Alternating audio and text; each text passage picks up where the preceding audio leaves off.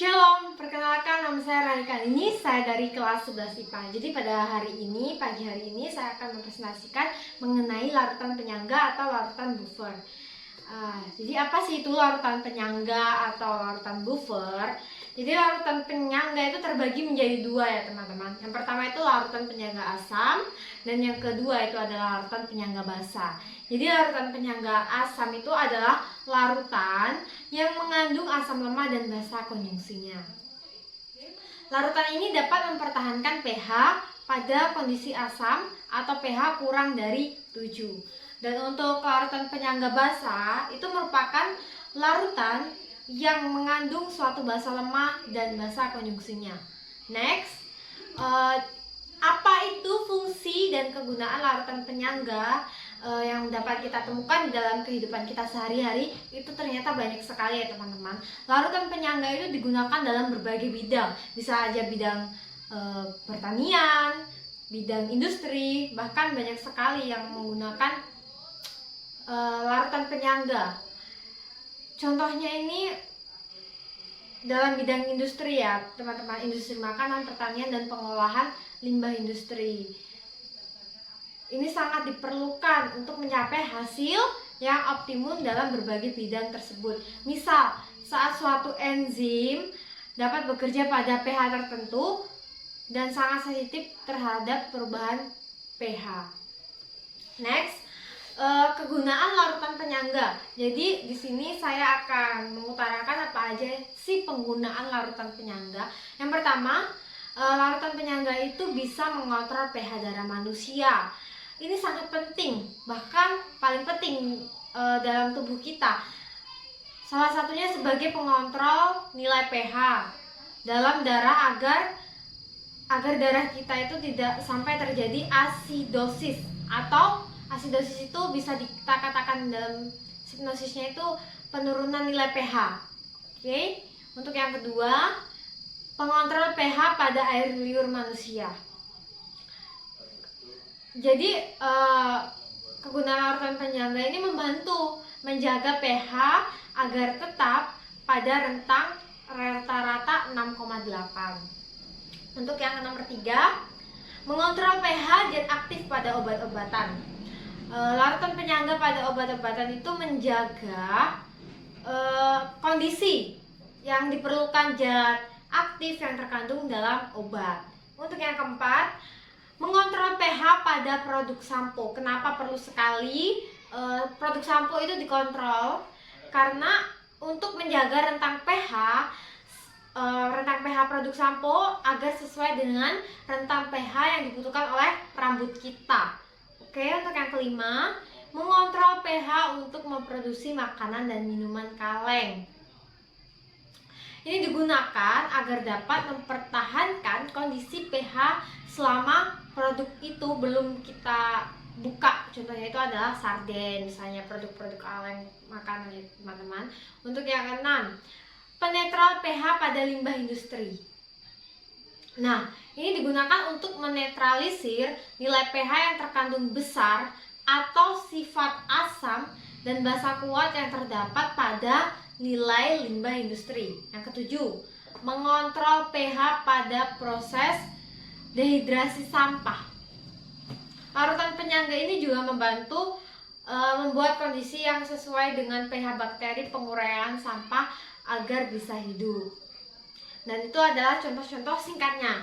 Dan sekarang saya akan membahas mengenai kegiatan saya selama di pengecekan urin. Jadi saya akan mempresentasikan ini pada hari dan tanggalnya. Yang pertama 24 Februari 2021, urin saya berada pada pH yang ke-7 dan pOH urin saya itu ke-7, dan itu tetap saya katakan normal karena pH yang normal itu 6-8 dan pH saya ini masih di angka yang ke-7.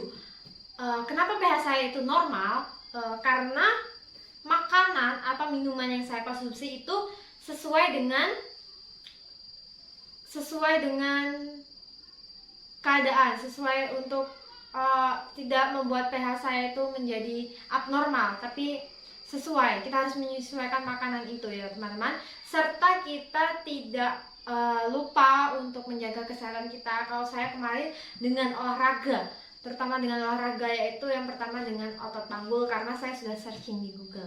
Untuk yang pada tanggal 25 Februari 2021 pH saya juga masih di angka yang ke-7, pH yang ke-7, dan masih tetap normal. pH saya normal karena makanan dan minuman yang saya konsumsi sudah termasuk dalam keadaan yang seimbang juga.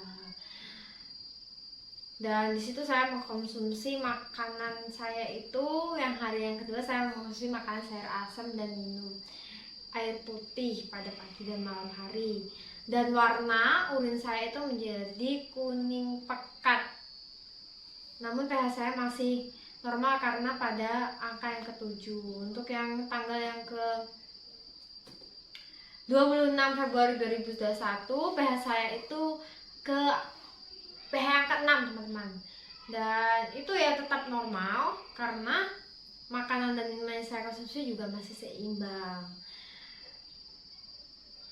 Dan di situ tapi ada terjadi perubahan, seperti perubahan fisiknya urin, perubahan warna. Yang awalnya di pH yang ke-7 itu warnanya itu kuning pekat, namun ketika sudah di pH yang ke-6 itu warna urin saya akan berubah menjadi warna kuning cerah. Untuk tanggal yang ke-27 Februari 2021 pH saya kembali ke angka yang ke-7 dan masih tetap bisa dikatakan normal karena makanan yang saya konsumsi dan minuman yang saya konsumsi tetap seimbang. Untuk tanggal yang ke-29 Februari 2021 pH saya juga tetap yang ke pH yang ke-7. Nah, caranya itu mengapa sih pH itu tetap normal? Nah, selain kita berolahraga, selain kita menjaga makanan dan minuman kita secara seimbang, mengkonsumsi makanan, dan kita juga nih, salah satunya pas saya pernah melihat tidak menahan saat kita ingin buang air kecil, itu juga akan mempengaruhi nilai pH kita. Untuk pada yang tanggal 1 Maret 2021 pH saya kembali ke pH yang ke-6, namun itu masih tetap normal karena makanan dan minuman yang saya konsumsi itu juga tetap seimbang. Untuk hari yang terakhir 2 April 2021 pH saya kembali ke angka yang 7. Ini masih normal. pH saya normal karena makanan yang saya konsumsi sudah termasuk ke dalam keadaan seimbang. Saya mengkonsumsi makanan yang pada hari yang terakhir itu saya makan telur dan jamu kunir asam. Itu yang membuat karena pH perubahan warna fisik pH itu karena dipengaruhi oleh makanan yang saya konsumsi itu kan saya makan telur dan minum jamu kunir asam. Itu yang mempengaruhi kenapa fisik urin pH saya itu warnanya berubah menjadi kuning pekat, itu karena dipengaruhi oleh makanan yang saya konsumsi. Dan namun pH saya di situ masih normal karena masih seimbang, masih dikatakan seimbang. Serta tidak lupa untuk tetap menjaga berat badan yang ideal. Dan yang terakhir nih, hal-hal yang menyebabkan urin tetap normal dan cara mengatasinya. Untuk yang pertama, makan, dan yang paling penting dan paling utama, makan dan minum yang seimbang. Karena kalau kita tidak memperhatikan itu sangat berpengaruh pada kesehatan kita, bahkan kondisi pH kita, kondisi urin kita. Yang berlebihan itu juga salah, dan yang terlalu sedikit itu juga salah. Jadi kita perlu menyeimbangkan itu semua. Minum terlalu sedikit bukan hanya buruk bagi tubuh kita, teman-teman ya, karena tidak mampu menyingkirkan racun-racun yang ada di tubuh kita, tapi juga mengganggu kesehatan saluran kemih. Jadi perhatikan urin kita. Jika warnanya terlalu gelap, berarti aktivitas Anda kurang air minum jika warna urinnya itu terlalu gelap. Namun kalau kita makan terus dan memperhatikan minum dengan yang seimbang, maka urin kita itu akan terlihat perubahan fisiknya menjadi kuning cerah. Lalu, tidak menahan saat ingin buang air kecil, latihan otot panggul, dan menjaga berat badan yang ideal.